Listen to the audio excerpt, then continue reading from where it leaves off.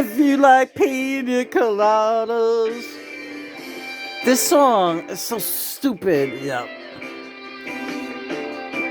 If you like pina coladas. This guy put an ad in the paper in this song. And what happened? We lost the radio.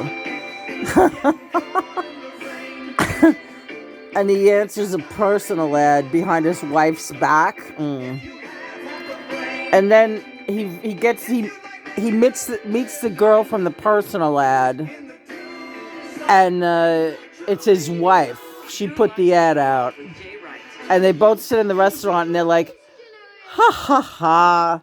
It's you! Ha ha ha!" This song is great. See, this is WFTO. Pasta Dutchie and a meow meow meow. Bum bum bum bum. Pasta Dutchie and the Dutchie on the left hand side. Pasta Dutchie on the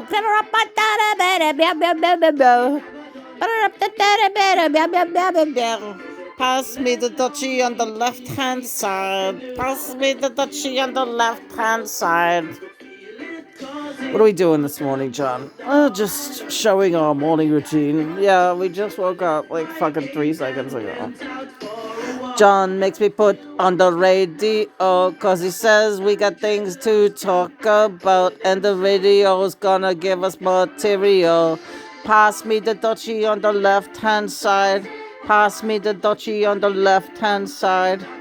What are you saying, that you want to smoke weed? I would love to smoke weed, but you're not into it anymore. Oh, let me think about it for a second.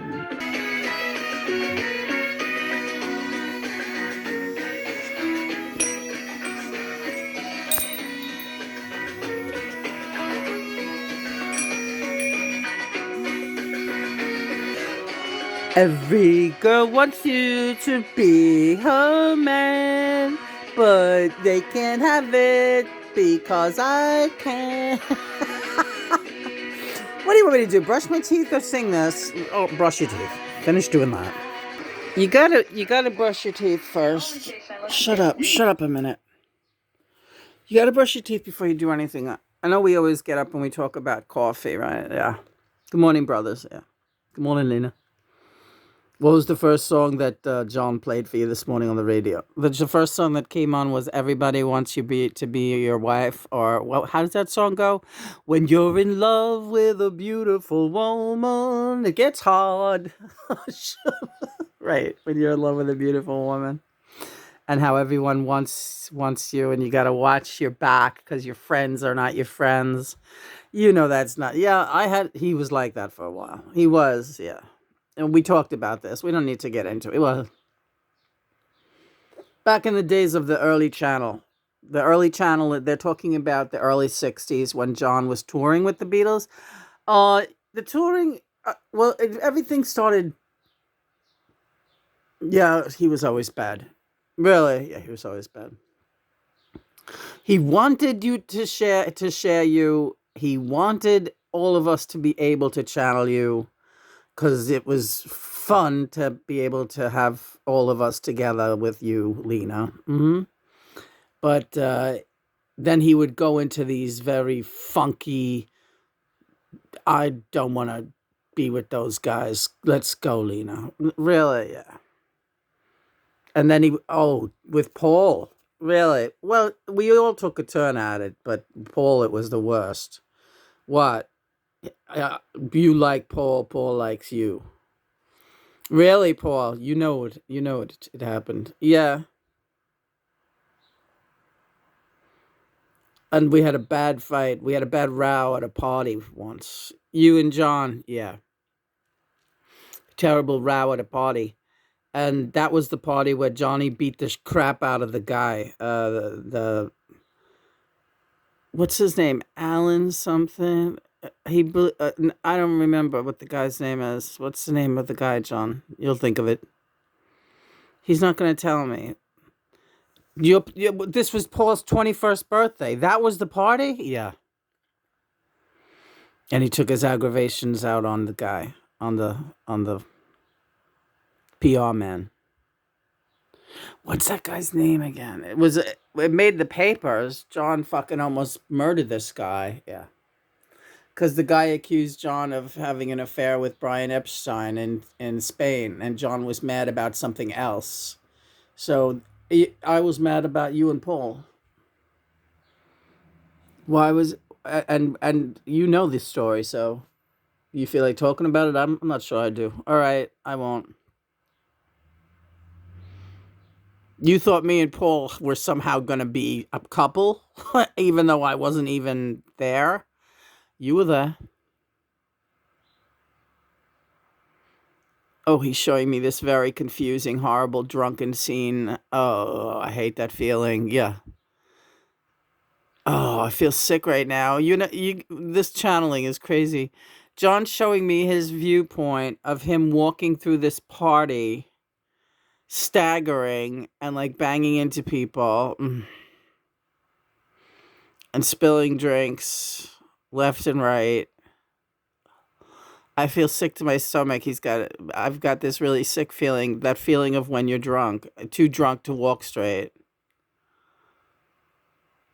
Ugh, this channeling is no joke. Yeah. Mm-mm-mm. Yeah. I had a lot of problems. You've been there. Yeah. And I've dealt with jealousy, guys being, my first boyfriend was terrible. Very bad thing to be jealous. Are we back to talking about toxic jealousy a little bit? We don't really need to so much though. I want to talk about the songs. The Pina Colada song. Oh, good. Let's talk about that. All right. Um. So you were making fun of that song. That song is so stupid. And let me just say something. If I, first of all, I wouldn't answer a personal ad, and I would never put out a personal ad. You put out musician ads. Why are you saying that so like that? Because you used to do it all the time. And you used to get jealous when I. Yes. I'd be like, who's she going to meet now? Whoever she meets, she's going to fall in love with them, or vice versa. Get ready. John is a new one coming. Back down the hatches. Really? I needed musicians, John. And I didn't have one fucking affair with Christopher.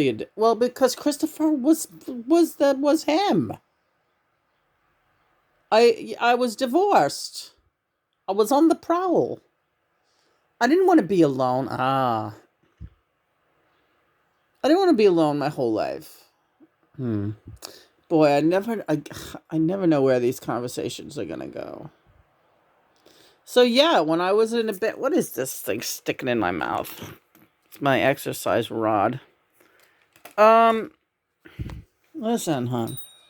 So, when I worked it was my band, and especially the early days, it was very hard finding a cohesive unit where everyone had enough talent and gumption to stick with it. So the only way after a while to find musicians was putting out ads. Ultimately, I found them via people in the studio where I was working. Word of mouth got around. But before that, I had to put out ads. She was fearless with that. You could have been meeting serial killers. Do you understand that? Especially that one guy, you went to his house. Two guys, you went to their house. Who are you talking about? The black guy? He was like a professor or something. You didn't know that. And then, he was good too, wasn't he? He sucked. And well, better than the rest of them as far as being a gentleman. He was a gentleman. What was that? Oh, that other guy from Long Island. Yeah, that guy was a fucking idiot. What other guys? There was no one else. There was really no one else yeah. Lena, he's trying to show you what it was like for him to watch you place ads in the paper for these various meetings with strange men. It's horrible. I don't know what to say. I had no idea that John was out there getting upset about this. I just knew I was driven to put a musical project together. How come you never considered going solo? How come you never considered going solo? Because that's how we are. Yeah. You could have gone solo. Yeah. Solo, you can't hear me. No, you would have been good. Yeah. Maybe. Think about that sometimes. Do you? Yeah. I do. I kind of started out the way you did, just strumming in a classroom alone. Yeah. You used to bring your guitar to school just like me. Mm-hmm.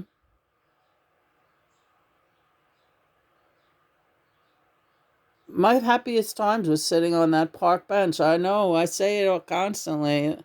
I felt very fulfilled, and people were always singing along, and they were happy to see me coming. Here she comes, move over. It was wonderful.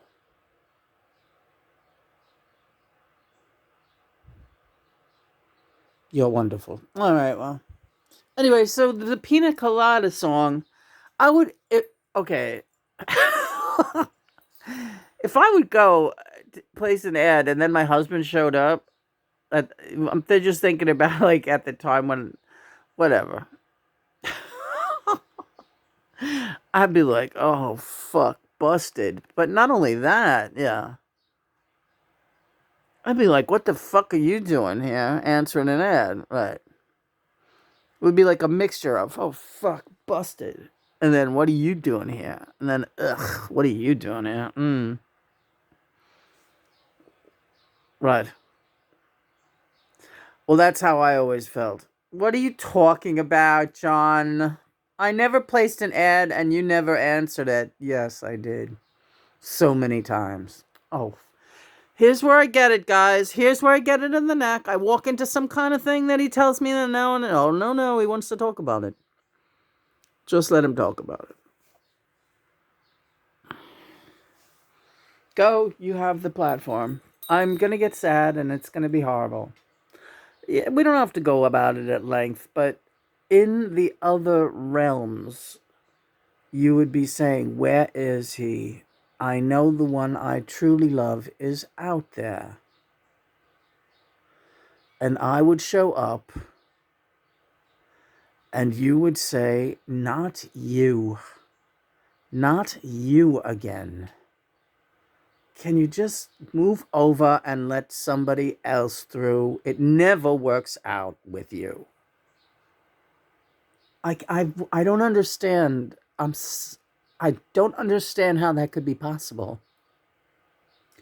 Jaded, you're saying. Yes. So spiritually jaded. All faith gone. So that's what I was dealing with, for decades of trying to reach you. Well, it's just the saddest thing, and there's nothing I can do about it because I don't have any control about what used to be. And I'm not happy about how it made you feel. It breaks my heart because if it was me and I was trying to get through to you and that was happening, it would be very horrible. I know. Mission accomplished. Shut up. I love when you cry. What's on the radio, honey? You want to do a card? Can't stand you today.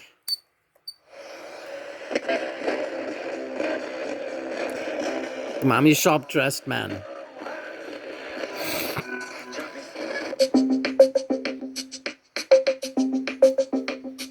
I got a boner. You got a boner. That's what you're saying that music reminds you of? Yeah, it's like a boner. It's trying to make you laugh, Lena. Yeah. I don't know. What are you doing? Nothing. Rubbing your back. No, you're not. It's not my back, John. How you feeling? All right.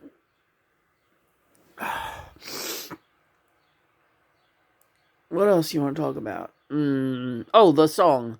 The tide is high. And he showed me that lyric. Every girl wants you to be her man. But I'll wait until it's my turn. Right. So, and that was like your attitude. Like, I can wait for the when the timing is right. Oh, okay. So what are you saying? Do you remember how in the story goes for when Yoko cast me out to Los Angeles? Yes. And she kept saying, no, the time is not right. Right. To come home. I wanted to go back to the Dakota and to my life there with her. She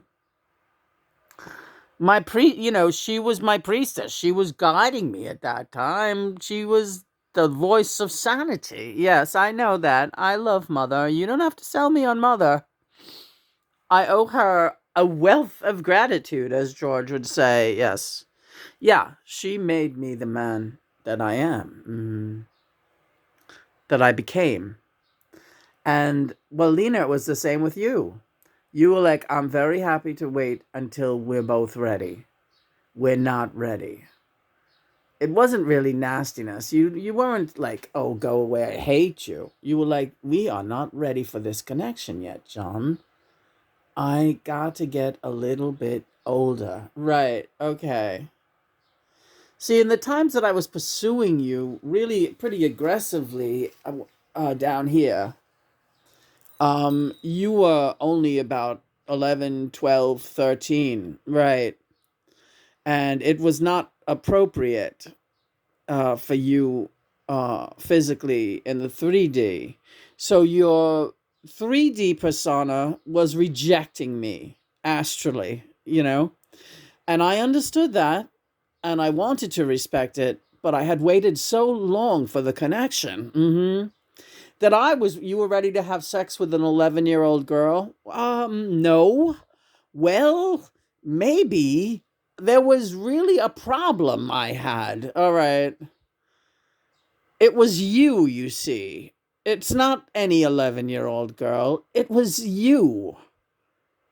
And I knew where you were, and there you were. And I didn't want to wait. So that's why you took up with May Pang, because she was 10 years older than me, and it was more appropriate. Right. Yeah. You know, uh, I've said in the past that I went with May because Mother wouldn't do it with me anymore. Well, that's kind of true, but the same stands for Mother wasn't doing it for me anymore. Like, I wasn't feeling it. I needed a younger body, right? Isn't it true that sex ruins everything? I had this good friend, Michael, that became my boyfriend for a short while when I was, 15 or so. We never got sexual, not really. We didn't have a chance to. But he was 4 years older than me, and he looked like a young Robert De Niro. All the girls absolutely loved him. But he chose me as his girlfriend. But before we started being boyfriend, girlfriend, we were such good friends. And I really loved his personality. He was funny. He was carefree. He was wackadoodle. He was an exciting person to me to talk to. He seemed to care about me and my well-being. He was always looking out for me, putting his jacket around my shoulders, and that's when we were friends. And as soon as we started dating,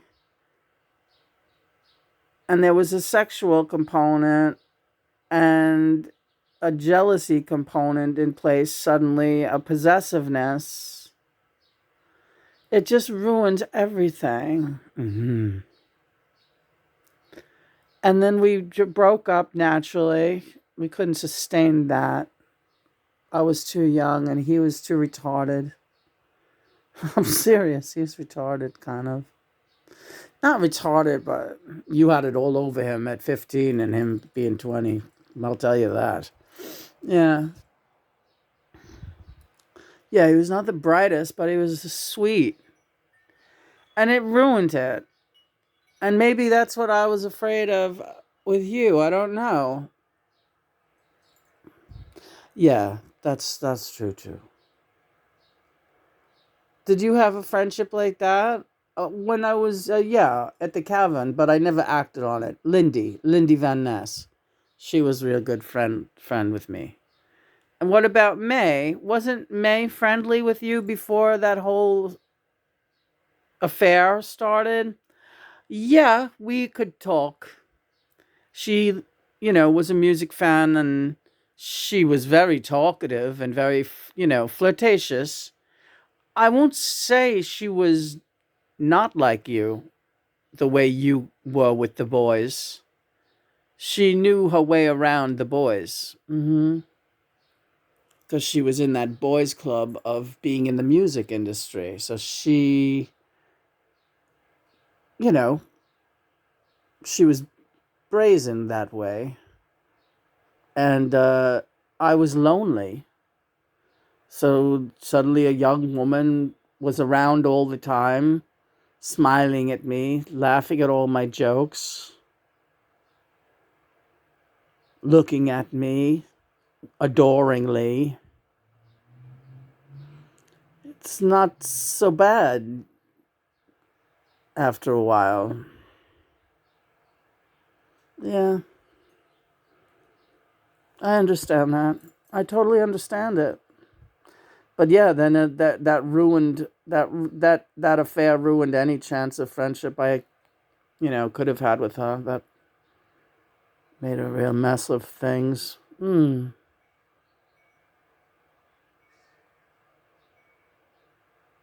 Aren't you glad we can talk like this? I don't know. It makes me feel sad. Life is sad, but then people have to get over it. Yeah. You know what? Yes, George. You guys are a tough act to follow. That's the problem. You guys are a tough act to follow.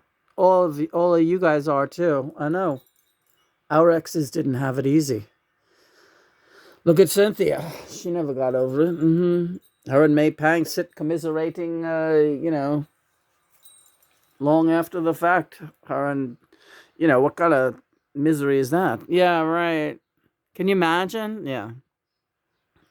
Imagine you're John's ex. Let's see what's on the radio now. We're doing radio readings all day, huh? Yeah.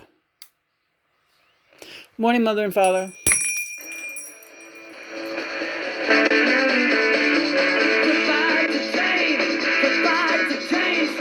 Goodbye to fame. That's what I say. Yeah, yeah. Goodbye to fame. You're enjoying this time in your soul's journey. I am. Fame is not glorious. Not really. Not at all.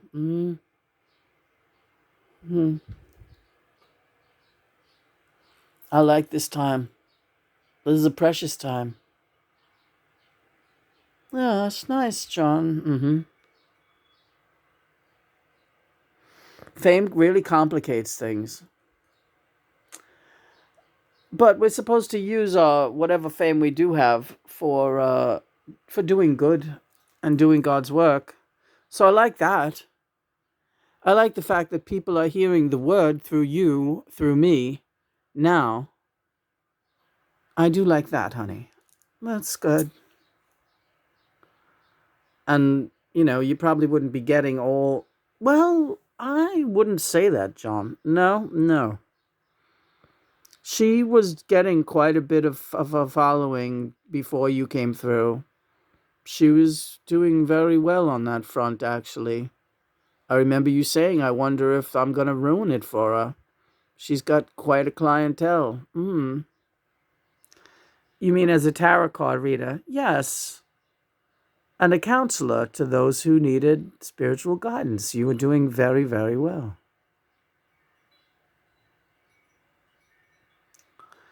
But you're doing a bit better now. Any regrets? No, me neither.